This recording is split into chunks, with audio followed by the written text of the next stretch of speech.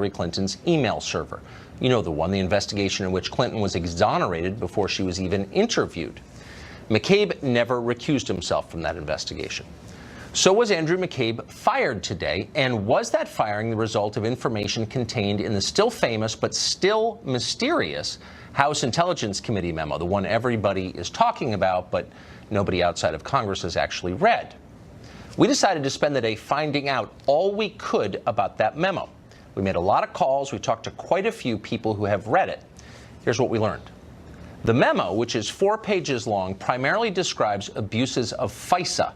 That's the law that allows the U.S. government to spy on American citizens for the purpose of stopping foreign threats, and only for that purpose.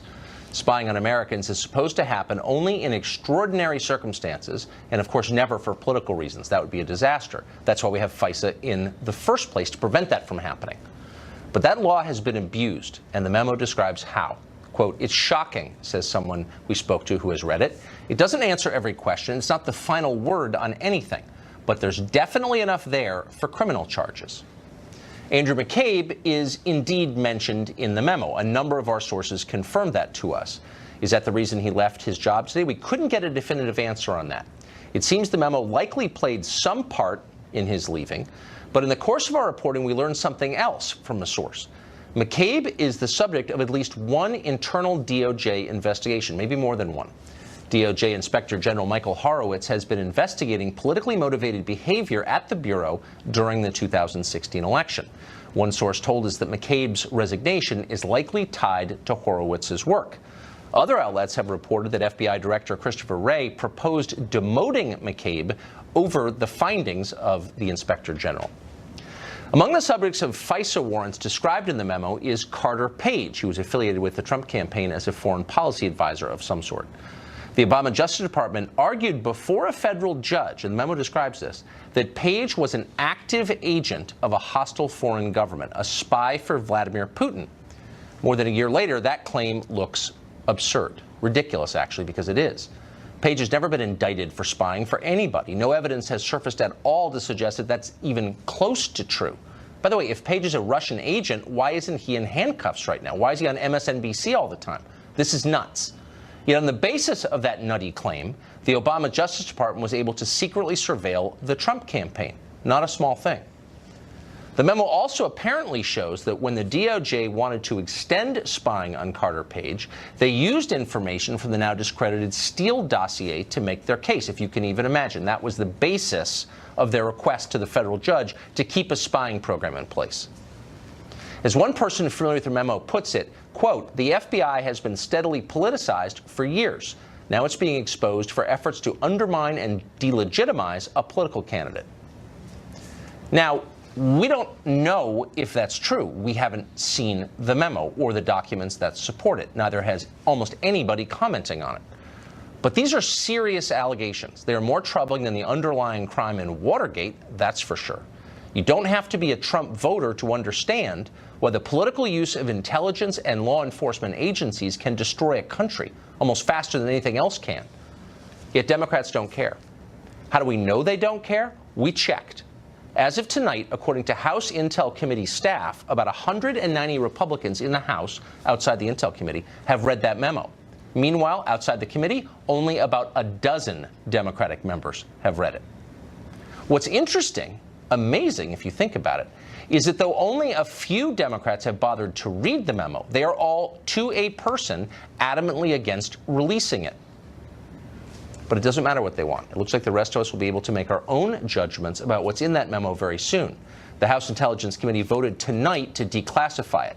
According to our sources, the entire memo will likely be read into the congressional record early next week. Dan Bongino is a former Secret Service agent and an NYPD officer, and he joins us tonight. Dan, it's great to see you. Good to be here, Tucker. So, I mean, my view from day one has been it's not about Trump, it's not about Obama, it's about the political use of our intel and law enforcement agencies.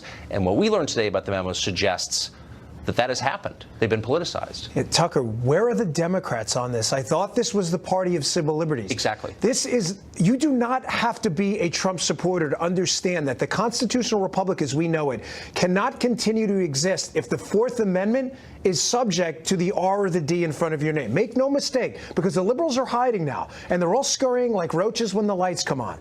They know what happened here. To spy on someone in the United States is legal if you can produce probable cause using legal means of a crime, or that someone is acting on behalf of a foreign agent in violation of some United States crime.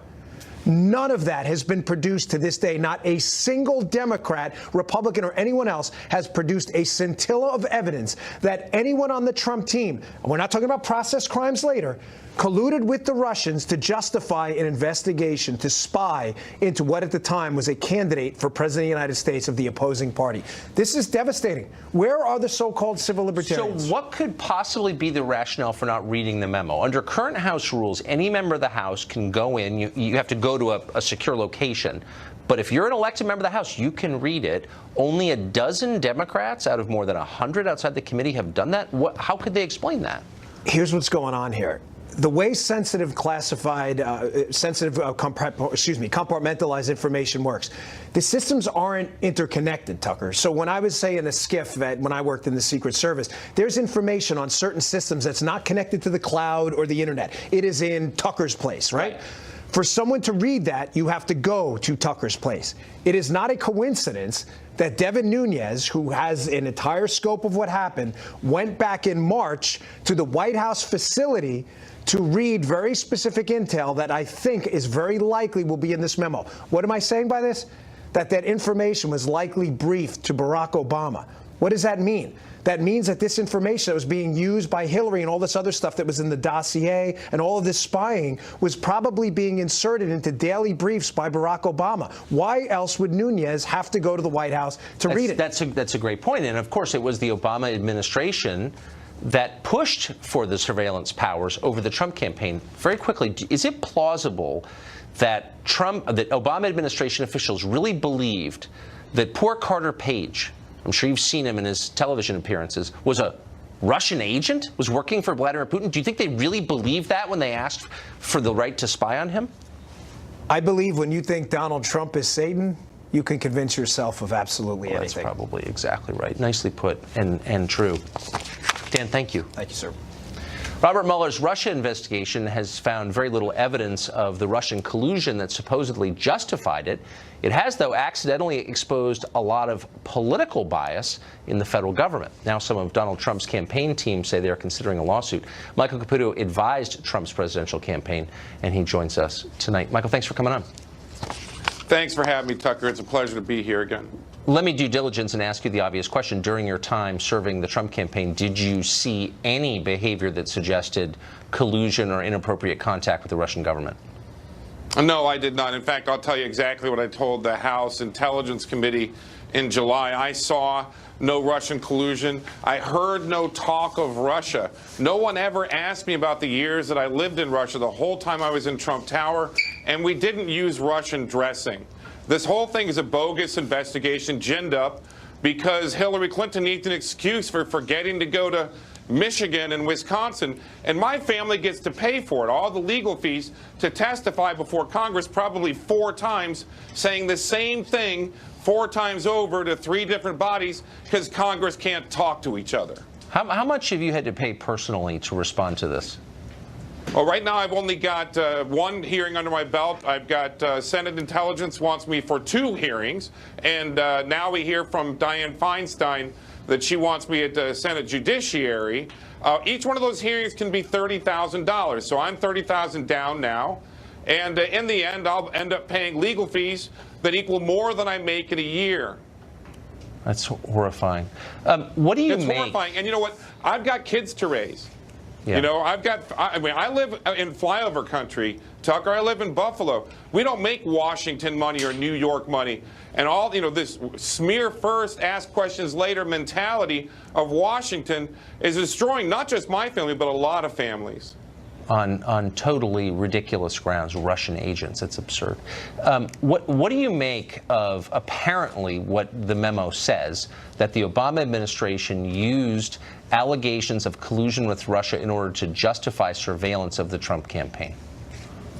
You know, I listened to what you said as we led up to this segment, and I'm just disgusted by it. But I got to tell you, I completely expected it. I've been looking forward to this memo coming out ever since I heard of it. Thank God for Chairman Nunes. Thank God for him. He's endured so much vitriol and insults from the left trying to stop him in this effort. I'll tell you, here's the bottom line, Tucker.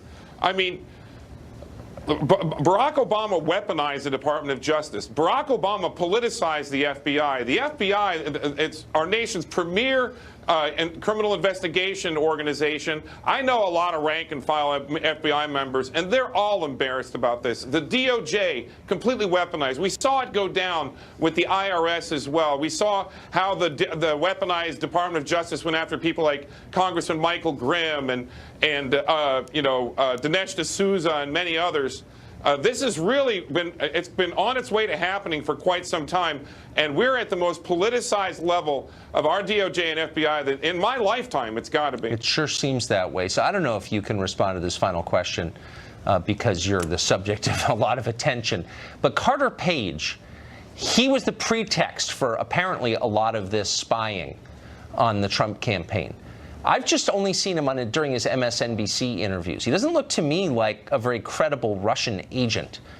Did you ever see any indication that he was speaking to the Russians, that he was speaking in Russian, had a shortwave radio in his attic? I mean, was there anything about Carter Page that made you think he was a mole?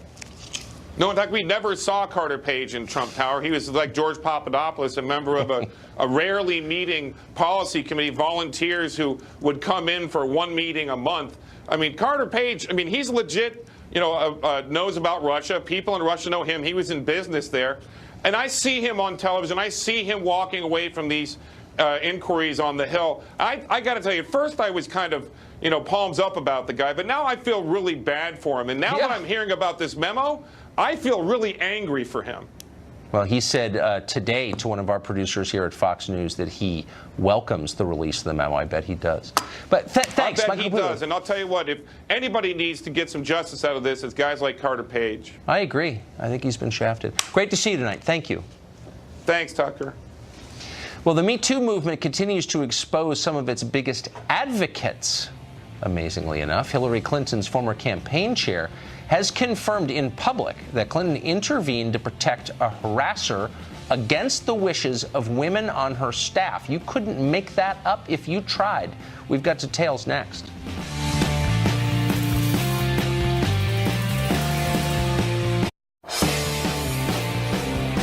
He had a long-time fear of being poisoned.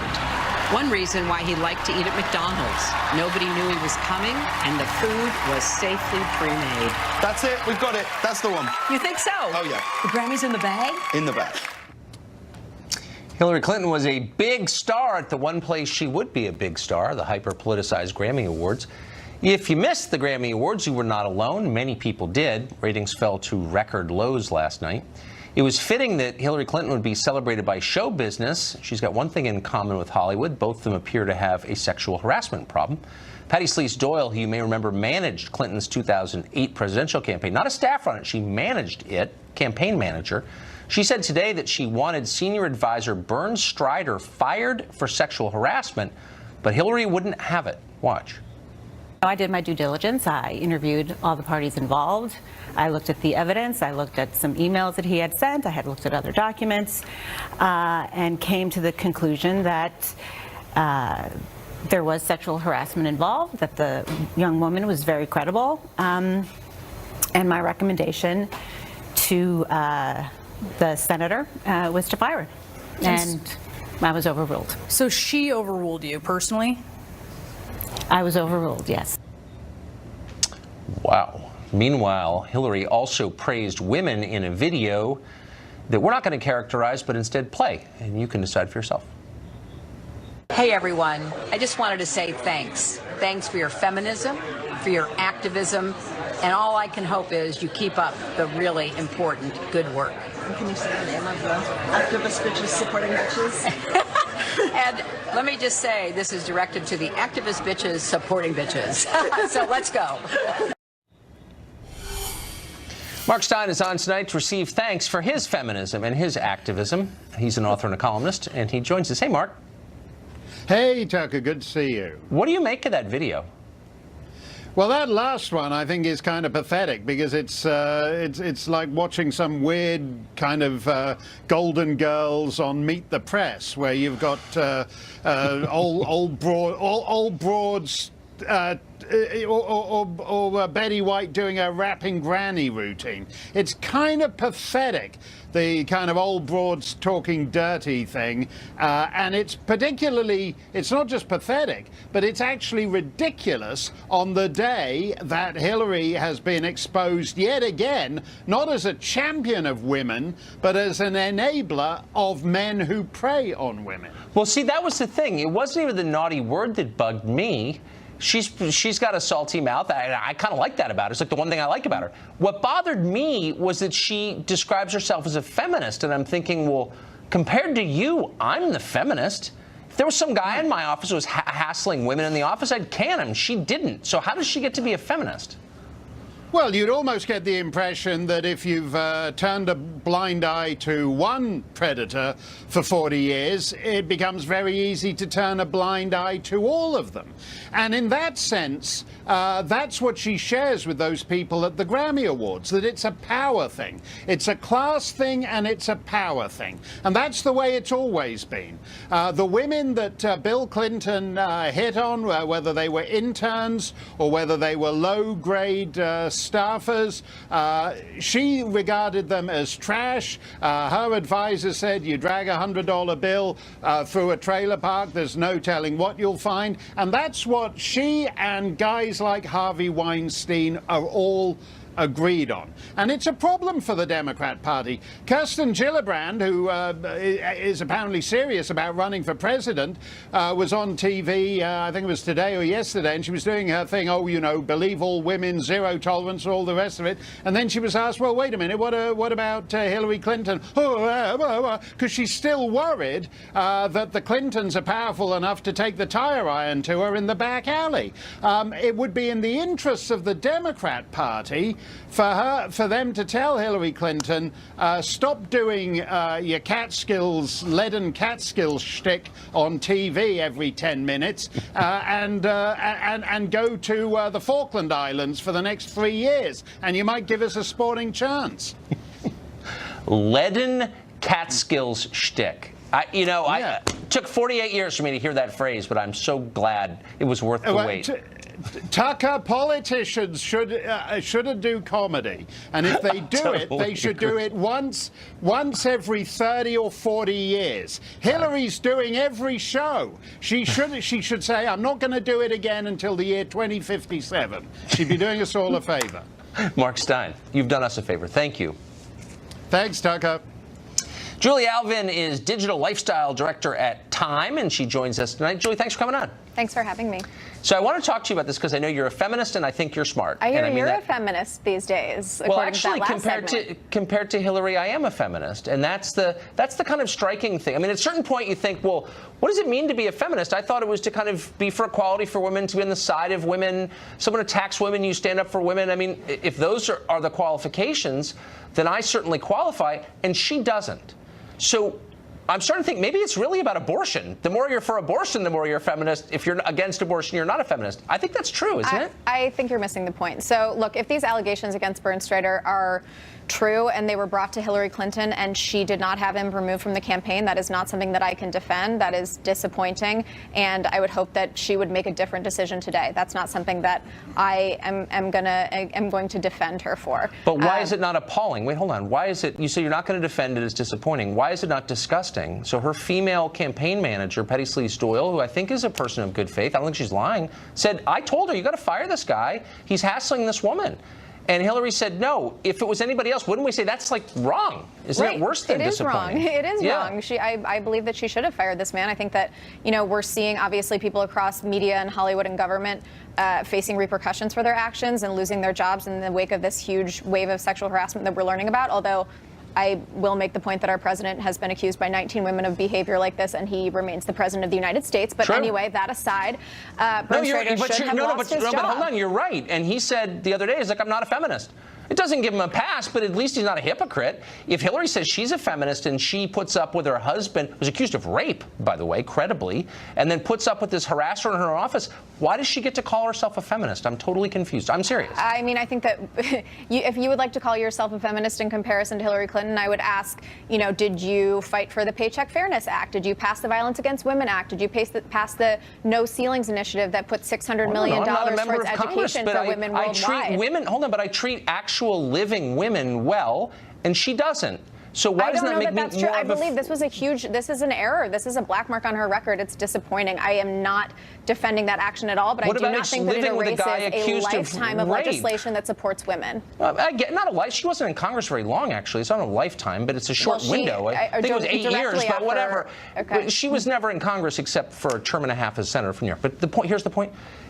She, in a number of different provable ways and instances, she attacked women who tried to report sexual harassment by her husband. She made excuses for a guy accused of rape. If I did that, I would expect to be attacked, and she's lauded as a feminist hero. I'm just wondering, what's the line? What can't you do if you're Hillary to lose your feminism? I think that she has been attacked for the way that she, is behaving in this situation, or behaved in this situation during her campaign. Again, I absolutely think that it's upsetting and disappointing that she did not have this person immediately removed from her campaign. There's certainly questions about the way she acts towards her husband's accusers, although some of that has not been legitimately corroborated. But it does not erase a lifetime of service for women when it comes to equal pay, when it comes to women's health care, when it comes to education. No, I know it does not erase that. You like the legislation, but would you say Ted Kennedy, who killed a woman, was he a feminist? I don't know that I could comment on Ted Kennedy's feminism. That's a good question. I don't know. I mean, when he died, he was lovingly written about, eulogized by the left as a champion of women. And I thought, well, there are good parts about Ted Kennedy for sure. I kind of like Ted Kennedy personally, but he killed a woman. He literally killed a woman. There's no dispute about that. And then he lied about it. How does he get to be a feminist? That's my only question. I'm not calling him a feminist. I'm calling Hillary Clinton a feminist, despite her misgivings. Well, you got to call me one too, and I hope when you come back you will, Julie. I don't know. You're going to have to prove it to me. You're going to have to prove that to me. Okay. Thank you so much for joining us. Thank you. The Trump administration is willing to provide a path to citizenship for dreamers, millions of them. So why are progressives shrieking and calling it racist? One of them joins us next.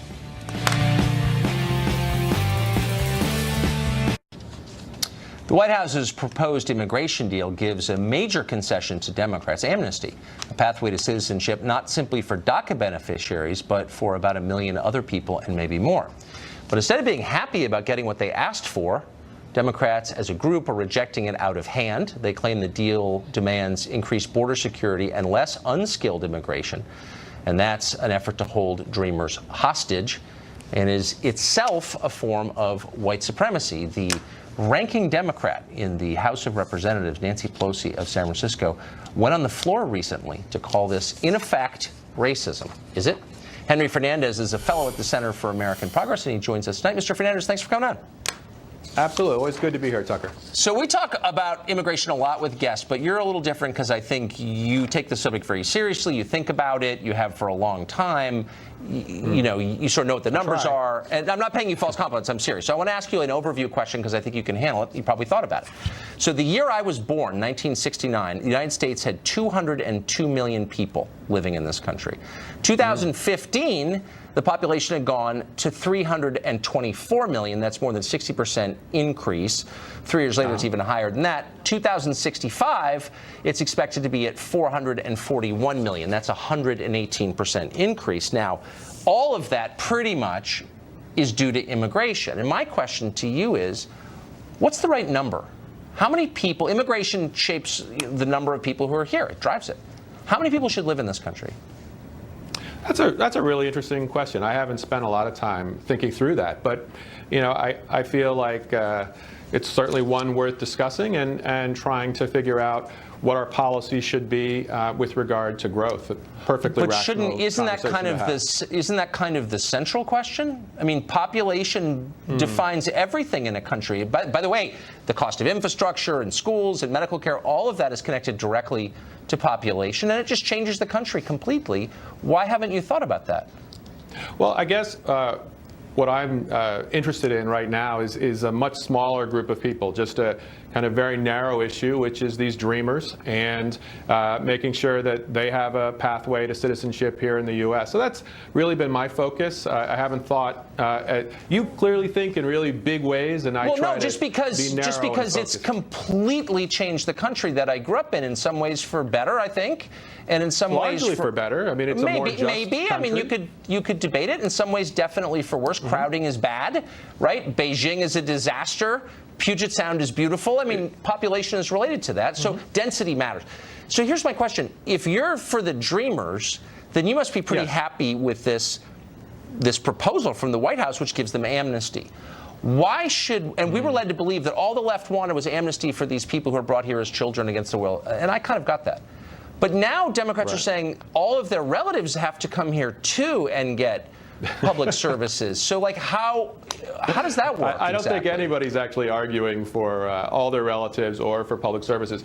Look, there's actually a very interesting bill that's out there right now, very bipartisan.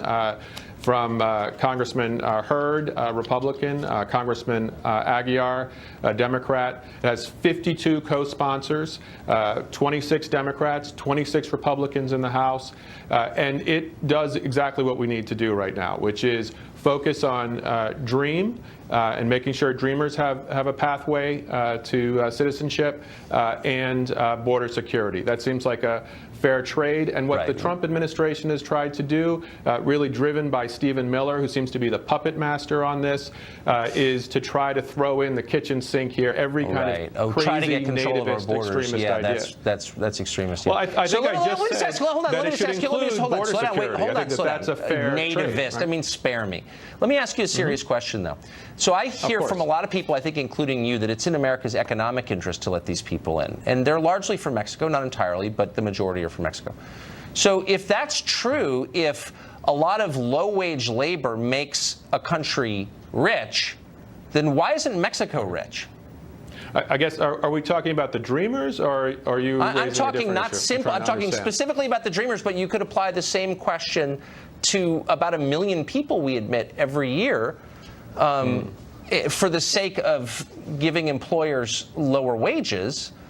Why aren't the countries from which they're coming rich if low-wage labor is the key to prosperity? Well, I don't know, about your family, but let's look at most American families and how they got here through immigration, which is that people come to the United States because of what it says on the Statue of Liberty, right? That they're coming because they are coming for economic opportunity. They're coming because they're fleeing despotism. This is how the Irish wound up here. This is how the Italians, how the Chinese. I'm sorry. I'm just asking a really simple question about the people who live here now. And a lot of them are from other countries. There are a lot of really decent immigrants who live here and are citizens. How are how are all of us going to benefit economically from continued low-wage immigration? I'm not asking whether it's morally great to let people in. Of course it is. I'm asking about the economic benefit, and I never get an answer to that because, as you know, there isn't one.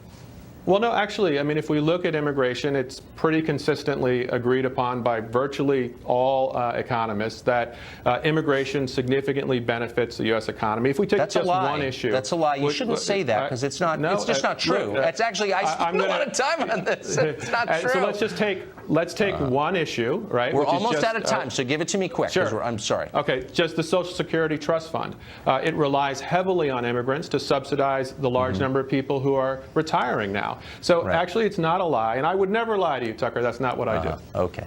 Henry, thank you for coming on. I appreciate it. Oh, of course. Good to be here, Tucker. State of the Union isn't happening till tomorrow, but some NYU students are surprisingly sure they already saw the State of the Union speech. And by the way, they hated it. One of the craziest moments when he started a build the wall chant with all the Republicans that were there. Okay. Yeah, that's kind of ridiculous. I think it's absolutely crazy. The fact that he started a chant, he's big on those.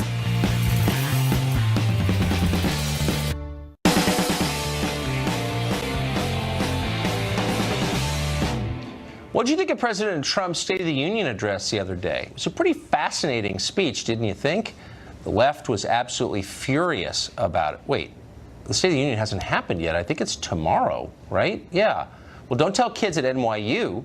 They told Campus Reform that they had seen the speech, and by the way, of course, they hated it.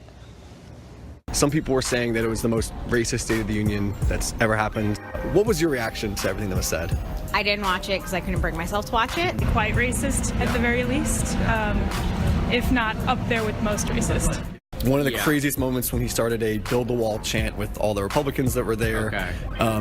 People on social media were accusing him of basically using the State of the Union as a campaign event. Yeah, that's kind of ridiculous. I think it's absolutely crazy. The fact that he started a chant, he's big on those. Do you think he's going to follow through with the things that he promised last night? I don't know. We'll see. Well, there are a couple of explanations for this, possibly. Either students at our country's most elite schools are totally full of it, or they've invented time travel in their spare time and are using it to watch speeches early, probably buy lotto tickets, too. We'll decide which is more likely. We'll leave that to you.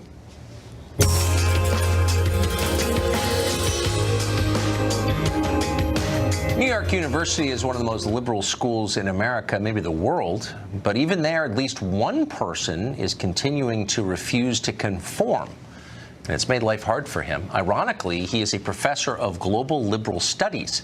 His name is Michael Rechtenwald. He's suing the school and several other professors. He accuses them of launching a harassment campaign against him after he condemned political correctness on campus. That professor, Michael Rechtenwald, joins us now. Professor, thanks for coming on. Thanks for having me, Tucker. So tell us what you did to earn the ire of your colleagues. Well, what I did is started an anonymous Twitter account, and I started tweeting criticisms of PC culture, social justice ideology on campus, which was really coming home to roost at NYU with the enforcement of a bias reporting hotline, safe spaces, the no platforming or shutting down of speakers like Ianopoulos and so forth. And so I started tweeting, and all hell broke loose. So what kinds of things did you tweet? Did you threaten anyone with violence or try to prevent other people from talking? Not at all. I merely made criticisms about what was happening, not just at NYU, but all across the country. And as you know, the semester and the year went on, I was vindicated by what took place over the year 2016-17 with as the campus craziness escalated. And, you know, you had riots by the time Berkeley happened and so on and so forth. So, yeah, I mean, I was just making critiques of an institutional ideological adoption and the mechanisms to enforce it. I mentioned no persons by name, no groups, no races, no identities at all. And I was immediately, within 2 days of an interview appearing, I was called into the dean's office, and I was told that the interview had nothing to do with my Twitter account or the publicity I was receiving, and yet immediately it went to that topic, and I was told that people were concerned about my mental well-being. So, because you disagreed with them, you must be insane. I must be crazy because I disagreed with them, and I was put on paid leave. Really strongly encouraged to take a paid leave of absence, to absent myself from campus immediately, and then a committee calling themselves the Diversity, Equity, and Inclusion Group denounced me. Of course. Yes. They denounced me in a doublespeak Orwellian condemnation in which they said I was guilty of for the structure of my thinking. Basically, I had the wrong kinds of thoughts. So the inclusion committee excluded you? They excluded me. That's why I call them the Conformity, Inequity, and Exclusion Group. So I mean, there's so many questions here, but I can't resist asking. Did any of your colleagues secretly approach you and say, you know, you're telling some truth here? No. Either they are true believers or they're cowed into acquiescence by the others. It's a very, very chilling effect that's going on campuses today. You can't voice disagreement with some of these policies without being called a racist, sexist, or Satan himself, as I was called. So how can you think clearly if conformity is required? You can't think. That's the problem. It's about curtailing different perspectives and different avenues of thought. And this is antithetical to the mission of the university. And that's exactly what I was complaining about. Boy, if these people ever had power, I think a lot of people would die, actually. Those are authoritarian impulses. So what's your response to them now? My response now is that after I got back from the leave, I was assailed in a series of blistering emails. I was attacked roundly for nothing. I mean, I never spoke to any of these people by name or directly at all, and they started to attack me, calling me racist, sexist, misogynist, Satan, short pants white boy, fragile white male, while saying that I was a sexist. I was basically pelted with sexist and racist epithets. It's one thing to stand up and take a position that a lot of people disagree with, but to take a position against everyone you work around takes a special kind of courage, and I just admire that, and I wanted to say that to you. And good luck in your efforts, Professor. Thank you. Thanks for having me, Tucker. I appreciate it. Thanks. A gun control group is using numbers on school shootings to raise money, but it turns out they're completely bogus. You wouldn't know that from reading the press, though. We are going to correct the record with real data next.